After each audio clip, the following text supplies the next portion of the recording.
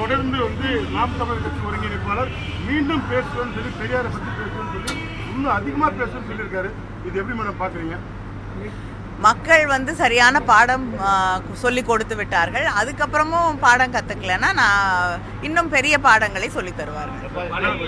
2021 பிரசாந்த் கிஷோர் திமுகவோட இருந்து செயல்பட்டாரு. இப்போ வந்து விஜய் கூட போயிருக்காரு. இது எப்படி மேடம் பார்க்குறீங்க? அவங்க ஸ்ட்ராட்டஜிஸ்ட் ப்ரொஃபஷனல்ஸ், யார் கூப்பிடுறாங்களோ அவங்களோட போய் பணியாற்றுவார்கள். அதனால் அதை பற்றி எங்களுக்கு என்ன இருக்குது? திராவிட முன்னேற்ற கழகம் கழக உடன்பிறப்புகளை நம்பித்தான் தேர்தலை சந்திக்கிறது. முதலமைச்சர் வந்து எந்த வழி காட்டுகிறாரோ அந்த வழியிலே செயல்பட இங்கே இருக்கக்கூடிய திராவிட முன்னேற்ற கழக தலைவர்களும் தொண்டர்களும் தயாராக இருக்கிறார்கள். அதனால் எங்களுக்கு எந்தவித சிக்கலும் கிடையாது.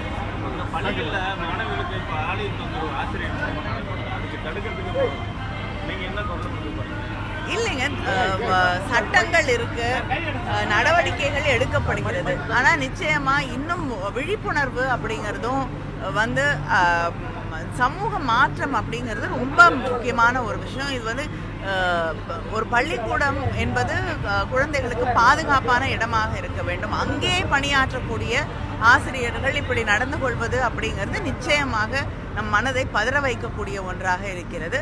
நடவடிக்கைகள் குற்றம் நடந்த பிறகு எடுக்க தொடர்ந்து வந்து முதலமைச்சர் வந்து அதில் அவங்களுக்கு எந்த பாரபட்சமும் கிடையாது அப்படிங்கிற அளவுக்கு வந்து கடுமையான சட்டங்களை சட்டமன்றத்திலே அவர்கள் எடுத்து கூறி பேசியிருக்கிறார்கள்.